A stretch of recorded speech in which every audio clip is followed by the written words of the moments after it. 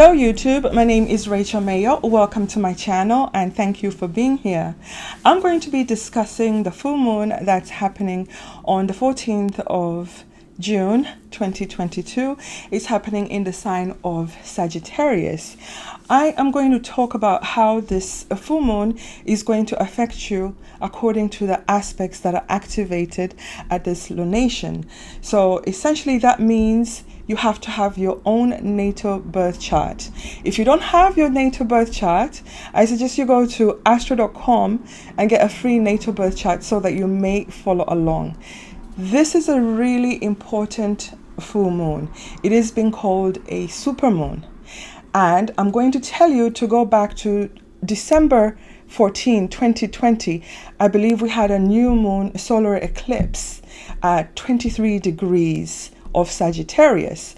So essentially this will be the new moon that is going to close whatever began in December 2020. So go back and check your diary, check your Instagram or your Facebook to get a reminder of perhaps what could have been going on in your life at that time, because whatever that issue that was initiated then is about to be concluded at this lunation, this Sagittarius full moon. And keep in mind this one is not keep in mind that this is not an eclipse, it's just a regular full moon concluding what happened in December 2020.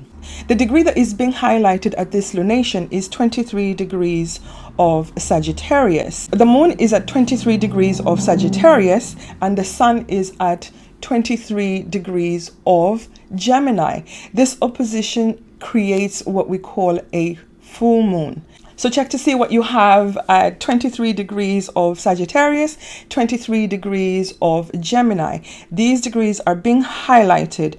And that also means that if you have anything at 23 degrees of Virgo and 23 degrees of Pisces, you people are going to get the challenging aspect of the square. So essentially all your points in the mutable signs are being highlighted. And since these signs are going to be on the cross of the descendant, ascendant, IC and MC, you're going to essentially feel this eclipse much more than anybody else. And we all have these houses in all of our charts. It doesn't mean that if you're not a mutable sign, you're not going to feel this. You're not going to feel this lunation. You're just not going to feel it as intensely.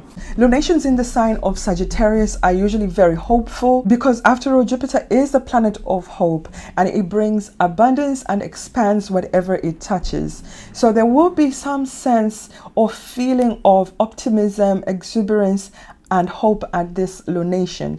So if you're not feeling exactly so hopeful and exuberant, it could be because of all the other aspects that are active at this lunation. If you enjoy the content of this video, please hit like, share and subscribe. Also, please share my videos on your social media or with your friends and family. You just never know who you could be helping. You'll be helping me, you'll be helping them, and you'll be helping my channel grow. I really truly appreciate that. Thank you. The tightest aspect of this lunation is the T-square that is happening in the mutable signs. The T-square is happening with the mutable sign of Pisces. The sun is squaring Neptune at 25 degrees of Pisces, and also the moon is squaring Neptune at 25 degrees of Pisces. This becomes a very challenging mutable T-square. This is where we're going to find the challenges. It's a planet that rules over spirituality, our dreams. Unfortunately, Neptune also rules over our delusions, illusions, and deceptions.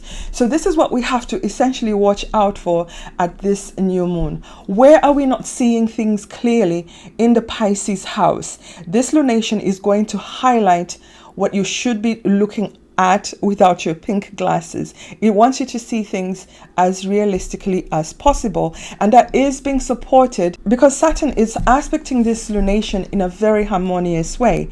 Saturn is trining the sun and sextiling the moon at this lunation. This is energy that is going to support us and help us see things clearly and help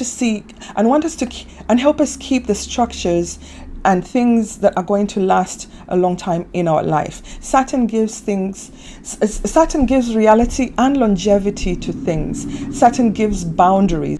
So wherever Neptune is making us a bit fuzzy and unable to see things clearly, Saturn comes in at this lunation and opens our eyes, at least for the ones that actually want to see the truth. Because some of us would rather keep our pink glasses on and stay in our delusional dream state.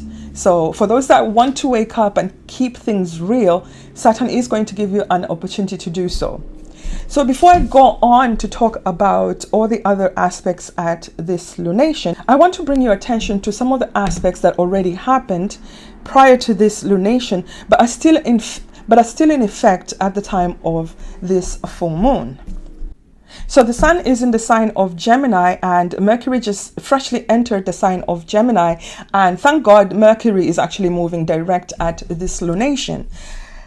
Venus is currently transiting her sign of Taurus, so she's dominant in the sign because she rules this sign. However, Venus came into conjunction with planet Uranus. They started a whole brand new cycle. They meet every once a year. Whenever two planets conjunct, it is a new beginning. So we had a new beginning of the Venus-Uranus cycle on the 11th of June, and this is an aspect that may have brought some type of excitement or unpredictability when it comes to Venus issues, that is our money and perhaps love. So some of you may have came to the realization that you're bored in your relationship or in your marriage, and some may have opted to just randomly, unexpectedly file for divorce. And if it's been a long time coming, this is probably what you needed in order for you to be pushed out of stagnancy in your marriage. Uranus will not bring chaos and disruption to something that is stable and can withstand a bit of shakeup. And this shakeup happens once a year. So this is nothing really extraordinary. But this is energy that you want to use if you need to break out of a stagnant situation. Some people may opt to go and do something out. Some people may just decide to go and perhaps get a tattoo or something, or perhaps change their hair color, or anything that has basically anything that has to do with love and money. This is also a very lucky aspect for people who are so inclined to gamble. You could go and buy some lottery tickets and have a surprising financial windfall. Yes, Venus is the planet that rules over money, and Uranus will bring things unexpectedly, so it's very likely. This is a passing conjunction. It's not going to last very long, but it will be present and still be felt from around the 7th of June, but perhaps the 18th of June. One thing you have to keep in mind with this aspect is that if you're going to do something which is totally outrageous, something which is totally outrageous, unreversible, you're going to regret this action as soon as Saturn squares Venus, and that's going to happen around the 18th of June. So all these are going to happen in a short course of a week. The last few days and the beginning of this week to the end of this week is really jam-packed with a lot of action. There are a lot of new cycles beginning. The Venus-Uranus cycle is a conjunction, therefore a new beginning in that area. If you're going to make an impulse purchase, make sure you keep the receipt, because once Venus squares Saturn, it's going to show you that perhaps you made a mistake. For those that randomly got excited by meeting somebody new, forgetting that they're in a committed relationship or married, by the time Venus squares Saturn over the weekend, you're probably going to regret that action. So really think over what it is that you decide to do unexpectedly with this conjunction. The other thing I would like to talk about is the upcoming conjunction of Mars and Chiron. This is another cycle that happens every 2 years. Mars has a 2-year cycle around the zodiac. So if you want to have an idea of what could possibly happen with this conjunction, I suggest you go back to 2 years ago and find out when this conjunction happened. It will give you an idea of how you experience this conjunction according to your natal placements. Chiron is an asteroid. This is an asteroid that people should not underestimate. This is the place that we're wounded. Everybody that is a human being has a place that they're wounded in their chart. We all have a wound that we cannot heal. So when Mars comes into his house, and remember, Mars is also dominant because of course he does rule the sign of Aries. So this is his house. The advantage with this fact is that since this is his house, he's not going to destroy this house. He's going to try and protect it. But Mars is a planet that brings action to whatever it touches. So when Mars and Chiron meet, anything is possible. It could be healing, or it could be pain, or somebody pulling off the band-aid on a wound that we just started healing, or so we think that it started healing. Mars is going to show you and bring awareness to where you're wounded. If this is negatively aspected in your own natal birth chart, and this is around 15 degrees of Aries, so check to see what you have around 15 degrees of Aries. If it's well aspected, you're going to experience the healing effect of this conjunction. However, if this conjunction is being afflicted by a square from a planet in your natal horoscope, you might experience some type of wounding and perhaps healing later on. But whichever way it works out, Mars is here to remind you to take action to heal thyself, because Aries is the first house. This could actually be something physical. So it all depends on your own natal birth chart. This energy is going to stay present for pretty much the whole week. So if you're feeling a little bit hurt, a little bit vulnerable, wounded, this is due to this aspect. I should have started with a Mercury trine Pluto because this actually happened a bit earlier. This aspect happened on the 10th of June. This is the final pass of this aspect.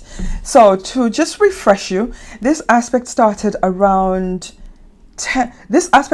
the end of April. So around 28th of April, Pluto and Mercury had their first trine, while Mercury was probably in shadow, about to go retrograde, because this aspect again happened on the 10th of May when Mercury was actually moving backwards. So that was the second contact.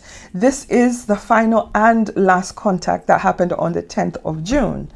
So these two had started a conversation sometime back in April. What were you thinking deeply about? What were you investigating? What discussions were initiated around that time? These discussions are coming to a conclusion at around the 10th of June. So you've probably had this conversation and you've concluded that. As you can see, this lunation has a lot of other aspects that are going to be felt during this particular full moon. So whenever you have an event like a lunation, an eclipse, or perhaps you made a chart for a specific event, you always have to look for either the ascendant ruler of the chart. We're not going to do that in this discussion simply because this chart was made for my location, which is New York, and for New York, the ascendant is in the sign of Cancer.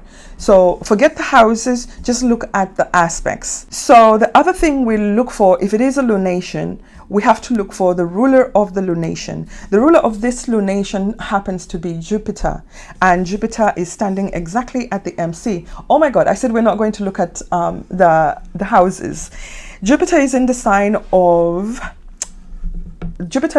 the sign of Aries, and he likes this sign because it's a fellow fire sign. Jupiter is in a good position. He's optimistic.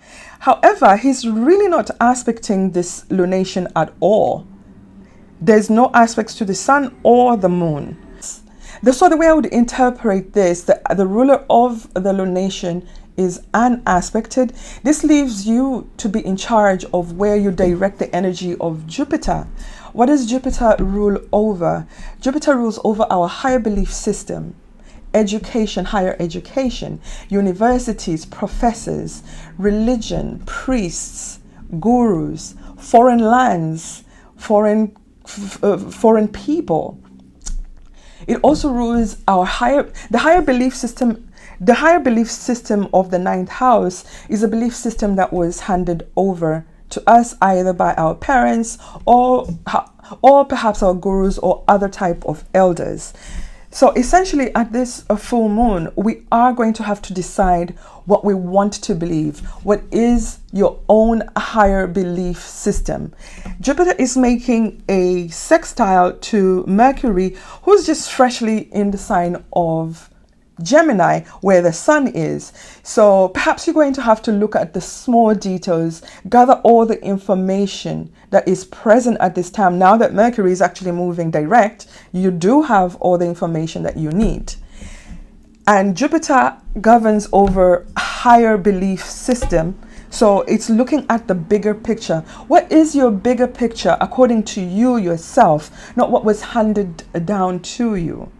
So at this time, at this lunation, you have to make a decision what exactly you're going to choose to believe, what is true, what is not true, what the minute details are, and what you can use from the small details to form a bigger picture.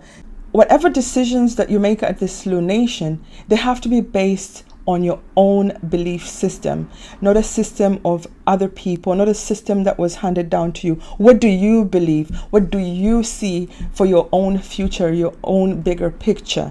That is what this lunation is asking us all to do. We also have to recognize that Mars is the ruler of the South Node, and Mars is touching on Chiron. So Mars, being the ruler of the South Node, conjuncting with Chiron, is asking us to let go of pain, to let go of things that no longer serve us, to let go of the things that we try to carry on into our future, the things that are there just bringing us down and hurting us. Leave that pain in the past. Mars is the ruler of the South Node. Venus, however, is the ruler of the North Node, and she is transiting her own sign. And the North Node is where we must all go as mankind, collectively as mankind. The area of Taurus is where we're all heading. And so look into your chart and find which house is your Taurus house.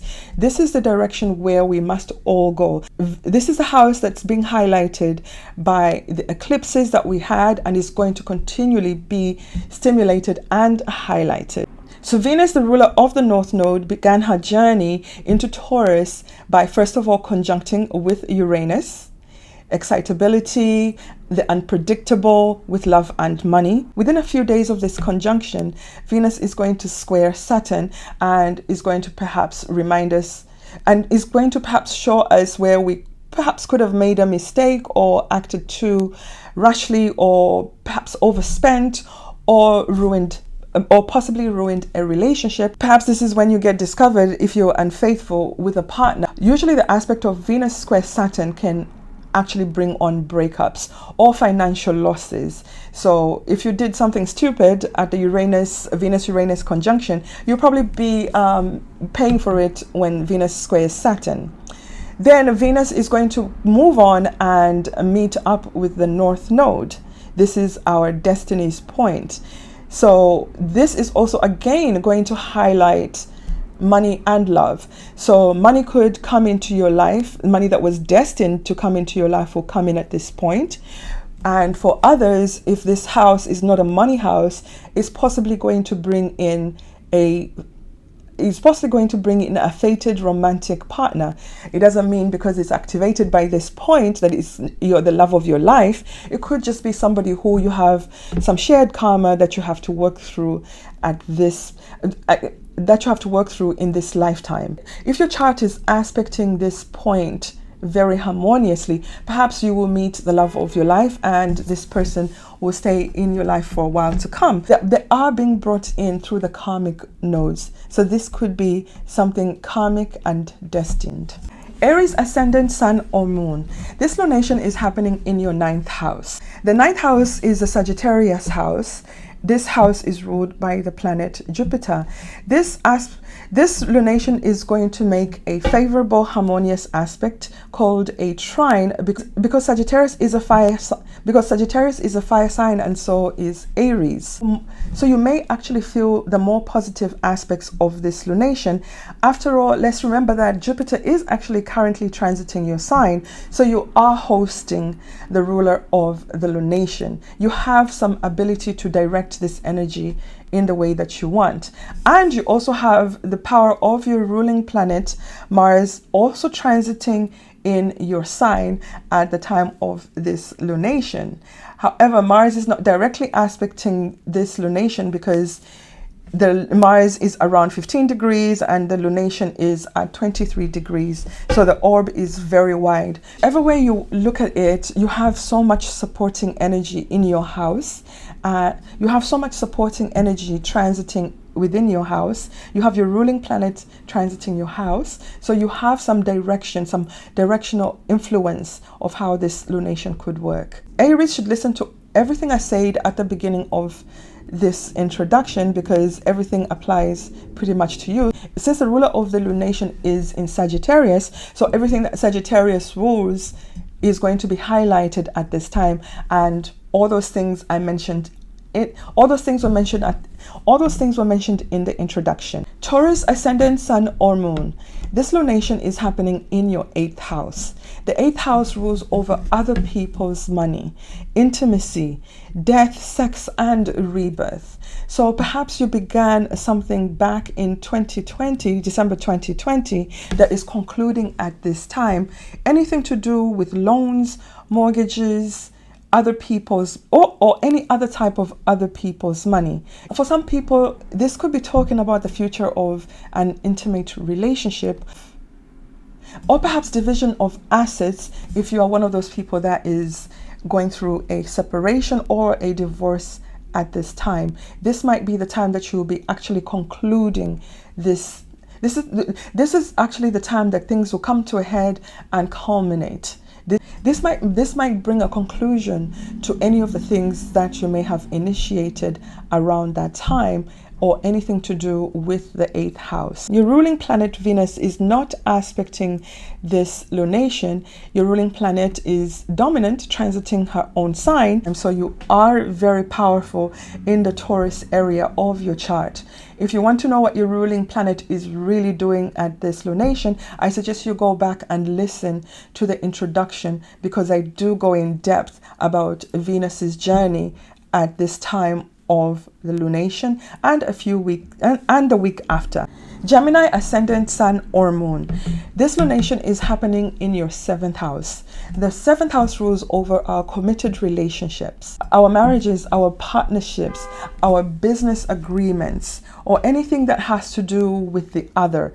It also rules over trade, business. You have to do business with somebody else.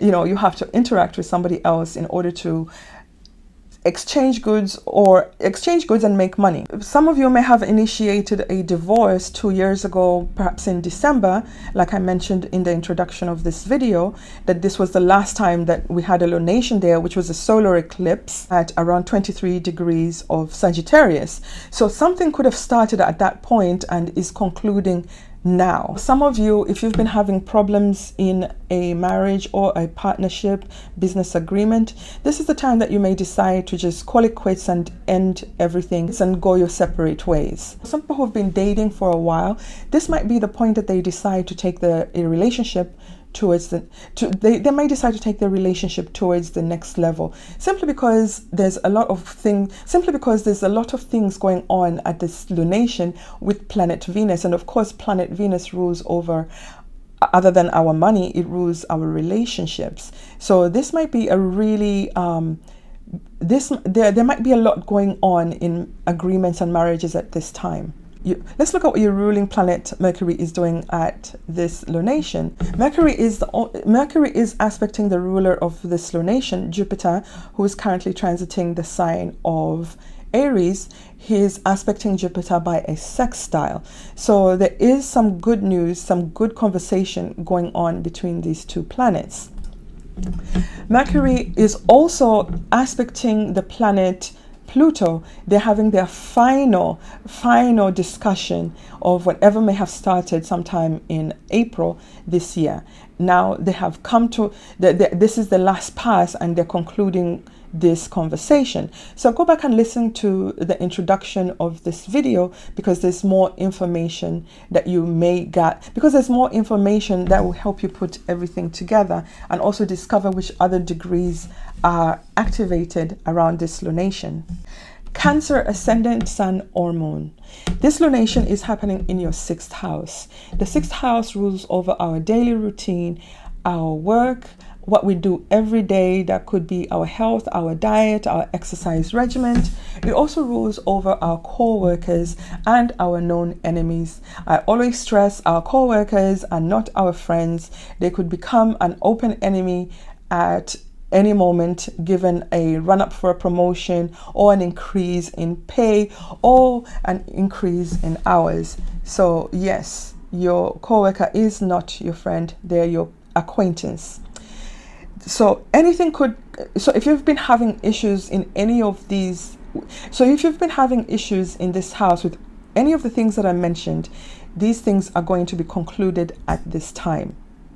And if you didn't listen to the beginning of this video, I suggest that you go and listen to the whole introduction, because there's a lot more information that you can tie in into what's happening in the house of the lunation. The ruler of this lunation, Jupiter, is not exactly aspecting the lunation. So we have to look elsewhere and see where we're either feeling pain or joy. So go back and listen to the introduction. Your ruling planet, the luminary, not a planet, the moon, is always part of any lunation. So you tend to feel all lunations, eclipses on a personal level. Your ruling planet, unfortunately, is being squared by Neptune. So you may feel a little confused, a little delusional, and not seeing things clearly. So use the available energy, the trine and sextile from Saturn, to help you see things clearly, so you can navigate this full moon and come out on top. Leo, ascendant, sun or moon. This lunation is happening in your 5th house. And Leo, I must apologize, I forgot you in the last lunation reading. Mercury was retrograde. Trust me, it was not intentional. So I'll go a little bit further doing your reading this time. The 5th house is a happy house. It's a Jupiterian house. So essentially this full moon is going to be very positive for you, Leo, unless you have some tricky placements in your sign, because the fixed signs are also being activated by what's going on in the sign of Taurus, and there's a lot going on there. This is where the transiting North Node is, and the ruler of the North Node is currently transiting in that sign, and Leo squares Venus. So this is somewhat of a challenging aspect. So go back and listen to the introduction of this video. Find out the degrees that are being highlighted and what exactly is going on in the Taurus house in relation to your ascendant. You are going to be pushed into taking action. Not because of this full moon, but because of what is going on between Leo and Taurus. Now back to this full moon. What is the 5th house about? The 5th house rules over our creativity, our children.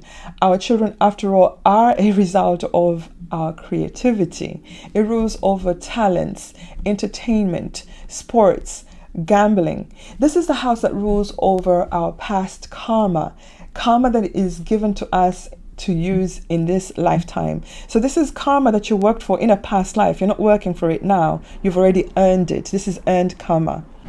This house is being highlighted because of a lunation, and the ruler of the lunation, Jupiter, who expands whatever it touches. So in this particular area, the 5th house, you might experience some joy, some type of culmination. Perhaps this is the time that your business idea brings you a profit. And for people who are expecting, the 5th house does rule over pregnancy.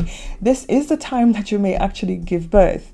And if you've been trying to conceive, this is an excellent time to stay optimistic and keep trying. The challenging aspect of this full moon is the square from the sun to Neptune and Neptune to the moon. So this is the area where you're going to feel perhaps a bit confused and a bit delusional. So I suggest you go back and see which houses these are and see where you need to see things as they truly are, and see where people may possibly be trying to deceive you, because this aspect, yes, can bring about some type of deception. You have some help from Saturn, who is trining and sextiling this lunation, and Saturn is going to help you if you use this energy to see things clearly. So this is the lunation is awakening you and pointing out to where your perhaps your dreams are not within reality, or perhaps where your self or to self-deception or deception from others. There are so many other things going on because Saturn at the same time is squaring your sign. So this is essentially not a very positive aspect, and it's been going on for a while. You just have to hang in there and take advantage of the positive energy that is present at this time. This is time for you to relax a bit and enjoy yourself, Leo. You've been going through a lot. Things have been hard. You've been pushed to take action in things that you've been pushed to take action and make changes in places where perhaps you would not have wanted to take perhaps in places where you would have wanted things to stay the same. Unfortunately, with an opposition from Saturn to your sign, if I'd said square earlier, I meant opposition. Saturn is opposing your sign. So essentially this shows that you are getting some type of opposition from partners or even authority figures.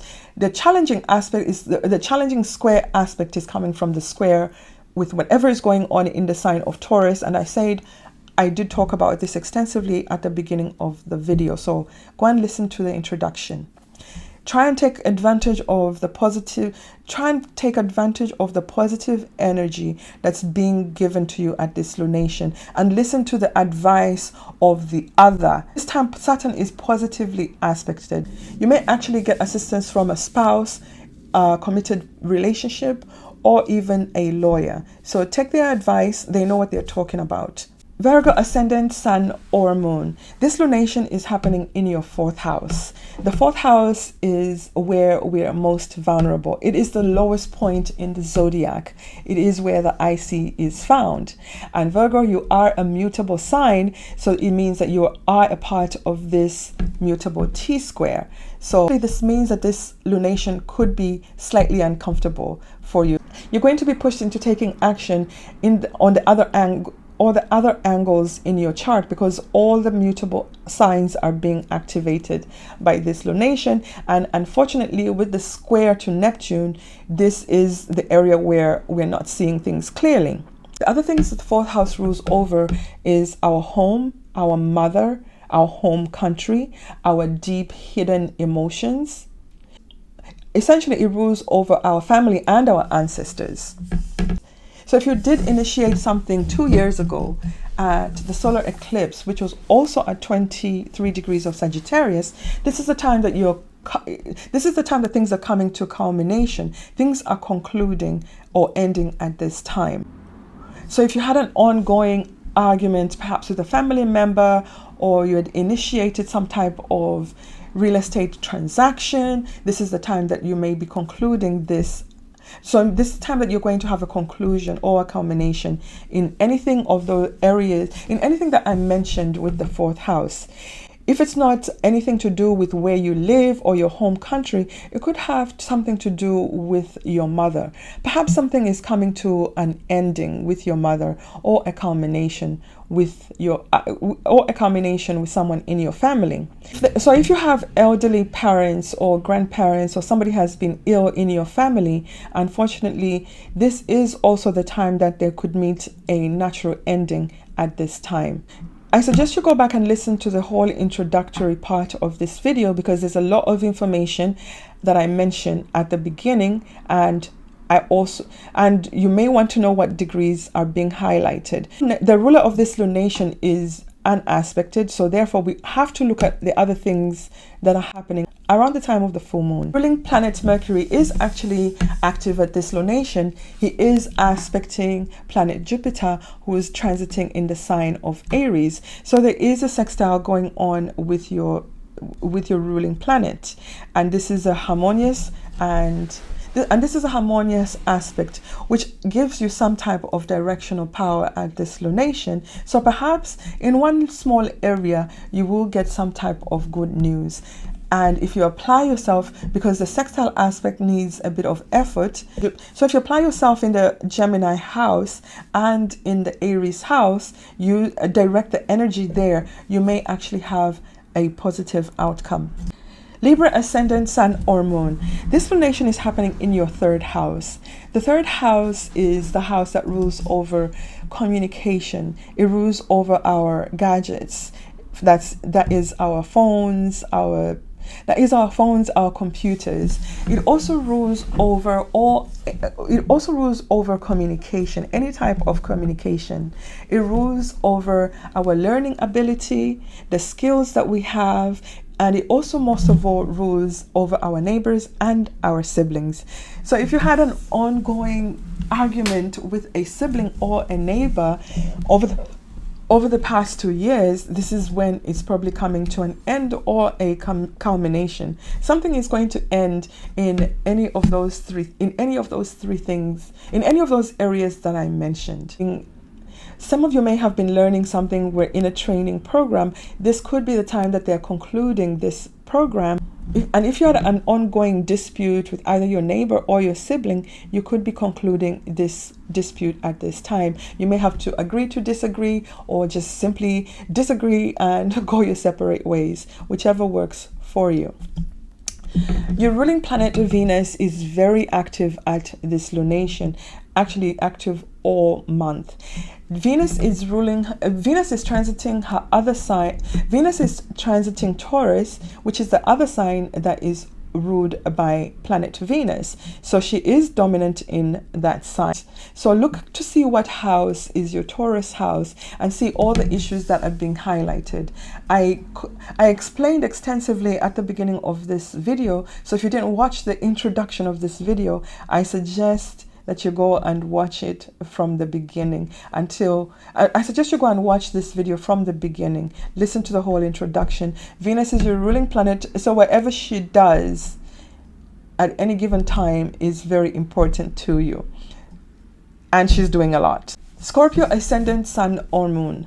This lunation is happening in your second house. The second house rules over our self-esteem. It rules over what we love and value. It rules over our earning ability, the money that we make, what we do to earn a living. It also rules over the family that we make with another person. Fortunately, this is not the family that we're forced to be born into. This is the family that we choose to make with a friend, or to make with a partner, a spouse, or the friends that we've had for such a long time that we call them family. So essentially anything could come to an end or culmination with any of these areas that I mentioned. So for example, if you had started working on a project 2 years ago, this is the time where you could possibly be concluding this project, or perhaps for some people getting paid for the work that they've been doing, or getting that final check for the work that they did over the past 2 years.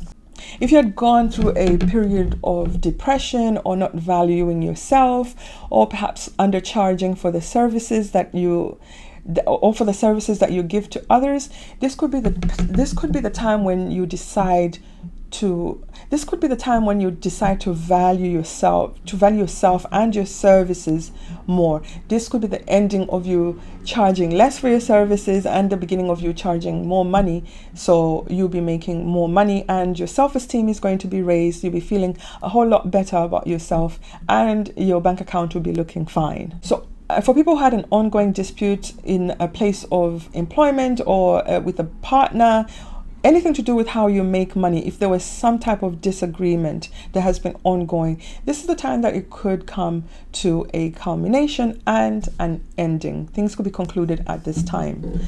Your ruling planet Mars is not exactly aspecting this lunation, but is a big part of this lunation. So if you haven't listened to the introduction of this video, I suggest you go back. That way you'll find out what Mars is doing and how it may be helping you heal your Aries house, because this is where the asteroid Chiron, Mars and Chiron are conjunct at this time. And Mars is powerful because Mars is transiting his own sign of Aries. Essentially, this means that Scorpio, since you're ruled by Mars, you have the power and the ability to physically initiate some type of healing in your Aries house. Your other ruling planet Pluto is not aspecting this lunation, but is aspecting Mercury. I mentioned what this trine aspect is all about at the beginning of the video. It's not part of this lunation, but it is your ruling planet, so therefore it is important for you to go and find out what this final aspect, the last pass of Mercury trining Pluto, is all about. Sagittarius, ascendant, sun or moon. This lunation is happening in your first house. The first house is the ascendant. It is an angle house. So it means all the angles are activated at this time. The conclusions that are going to happen at this time are going to affect you personally and perhaps even physically. Some of you may decide to end something that they started. Perhaps you started a weight loss program that took almost 2 years to conclude. This is probably the time that you're seeing the final results of that weight loss program. You're seeing the weight loss, and others are seeing you, because opposite the ascendant is the descendant. This could also mean that there was an ongoing dispute with another person and is coming to a conclusion at this time. And perhaps something in your core personality has changed. You're done with a certain way of other people looking at you or seeing you. Essentially, this could also affect your MC, your job area, your public standing in society. So things could be ending in any part of these angles. Things could also be ending in the home area as a result of some of the changes that you'll be making at this time. They may not be well accepted by your family or your parents. So it just all depends what it is that is culminating with yourself and how you want to be seen in society. Your ruling planet Jupiter is not really part of this lunation. He's not aspecting the sun or the moon. Therefore, there's really nothing. Therefore, it's really not saying a lot at this lunation. So therefore, you have to look to. Therefore, we have to see what Jupiter is doing. What else is Jupiter doing at this lunation? He is in trine with Mercury. He is sextiling Mercury, who's transiting Gemini in his own sign. So this sextile can bring about some good news, perhaps something that you decide to do, something that you decide to change. Perhaps something that you decide to do or change about your personality, or about your future or your belief system is going to be supported by Mercury at this time. If you didn't listen to the beginning of this discussion, I suggest you go and listen to everything, because essentially that really applies directly to you. And especially if you have an angle or a planet, a point at 23 degrees of Sagittarius, or any of those places that I mentioned, those are being activated. So this could be a major turning point in your life, Sagittarius. Capricorn, ascendant, sun or moon. This lunation is happening in your 12th house. The 12th house is a hidden space. The 12th house rules over all things that we cannot see. Some of the things we just have to believe that they're there. Some of the things that we just have to believe that they're there. It could be the unconscious. It could be the subconscious mind. It could be dreams. We know we dream, but there's really no proof that we dream. This is the house that also rules over our dream and escape area. This house also rules over our self-sabotaging habits, because that's another way of escaping bad habits like overeating, addictions, alcoholism, all those things that we do behind closed doors that we don't want other people to see or know about are ruled in ruled by this house. It also rules over generational karma, and generational karma is karma that is karma that is passed down from generation to generation. This is not karma that you made. This is karma of your family that you were forced to be born into. You share this karma because you were born with a certain last name. This house also rules over our hidden enemies. It also rules foreign lands, far off foreign lands. When there's a lunation in this house, all things that were hidden, our hidden enemies, things that we didn't want to see or didn't even know existed, are brought to light at this time. It's like a big torch. It's like a big torch in a dark room. We see all the things that are in that room. We see them clearly for what they are. So this is a point. For some people, you can use this energy in a positive way. Some people will be able to end bad habits at this time. You could choose to end your self-sabotaging habits, your addictions, and where you feel hopeless and powerless. This could be an opportunity for you to bring a culmination to those things. And yes, it might hurt, but this energy is encouraging you to do so. If you had an ongoing issue in a foreign land, this is also perhaps the time that things come to an end or they get resolved. Or if you were living in a foreign country, you might decide to move back home, therefore having an ending in a foreign country or with foreign issues. Your ruling planet Saturn is transiting the sign of Aquarius. He's dominant in this sign because he rules Aquarius. Saturn is making a very positive aspect to this lunation. Saturn is making a sextile aspect and a trine aspect to both luminaries. You have some directional strength here because you can see things clearly. Unlike everybody else who's confused in the house where Neptune is, Saturn is helping you to see what is really going on. So perhaps you've been in denial about certain things. You will be able to see things clearly and use the energy of your ruling planet to make smart and wise choices. So this lunation could turn out to be very positive for you. If you haven't listened to the beginning of this video, I suggest you go back and listen to it because there is other information that you could use to tie into what's really going on in your Aquarius ascendant, sun or moon. This lunation is happening in your 11th house. The 11th house rules over our ambitions, our hopes, wishes, and dreams. It also rules over our friends, our uncles, the groups that we belong to, like gym membership, social media, and all the other high society groups that we may not belong to, but we wish we could belong to. The 11th house is the reward of the 10th house. So the work that you do in the 10th house is rewarded in the 11th house. And this could come in form of promotions, accolades, financial windfalls, salary increase, all those things that really confirm your standing in society. They are rewarded here.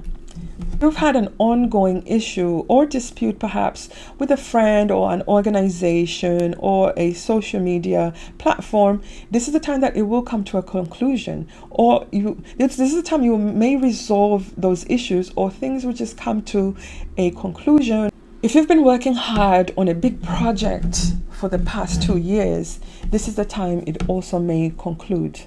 And if you've had an ongoing dispute with your friend or an uncle, this could be the time that this could be the time that you decide to disagree and both go your separate ways, or agree to disagree and stay friends. And if you have had if you've done a lot, if you've been working hard on something to do with 10th house issues, this is the point where you will this is the point where your project is completed and you get that final paycheck, that final big win, that final paycheck. And for some, it could be some other type of financial windfall. So anything in the areas I've mentioned could come to a culmination or an ending at this lunation. If you haven't listened to the beginning of this discussion, I suggest you go back, because there's other things going on at this lunation and will be affecting you in different houses. So go back and listen to the introduction. Your ruling planet Saturn is very positively aspected at this lunation because he is in trine and sextile to both luminaries. So essentially this means that you have the power to direct this energy. You have the power to not be confused, deceived, or be delusional, because Saturn, your ruling planet, will not allow you. Since your sign is aspecting this lunation essentially by trine and sextile, these are supportive aspects. You're being aspected very positively. You have the backing of your ruling planet to be able to see things clearly and make some decisions, some real big decisions that could affect you for a very long time to come. So use this energy wisely. Pisces ascendant, sun or moon. This lunation is happening in your 10th house. The 10th house rules over your standing in society, how others see you, authority figures, parental figures, and the government. So anything in those areas could come to an end. This is a mutable sign, so they're being aspected in a square aspect by this lunation. Actually, your ruling planet Neptune is receiving these negative aspects from both luminaries. So Pisces, if there was anything that if there's anything that you've been delusional about or not seeing clearly, anything about your personality or how others see you, could be highlighted at this time. This is time to present your true self. This is time for you to accept your true self as you are. Stop painting little flowers around the things that are not pleasant, the things that you're refusing to accept about yourself. The things that you're refusing to accept about yourself and how others see you. It's time for you to take off the pink glasses and see yourself realistically. And you're getting help from Saturn, who's in his own sign of Aquarius. If you use that energy from Saturn, you will be able to see things as they are. And when you're able to see things clearly about yourself, then you can choose to change what needs to be changed, or heal what needs to be healed, or get help where you need to get help. If you haven't listened to the beginning of this introduction, if you haven't listened to the beginning of this video, I suggest you go and listen from the beginning, because there's certain elements, there's certain transits that are activated at this lunation, and so essentially they're speaking very loudly, even though they're not aspecting this lunation directly. So go back to the beginning of the video.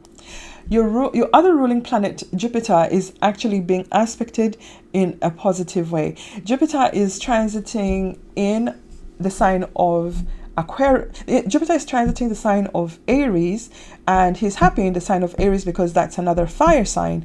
And he's sextiling Mercury, who's transiting his own sign of Gemini.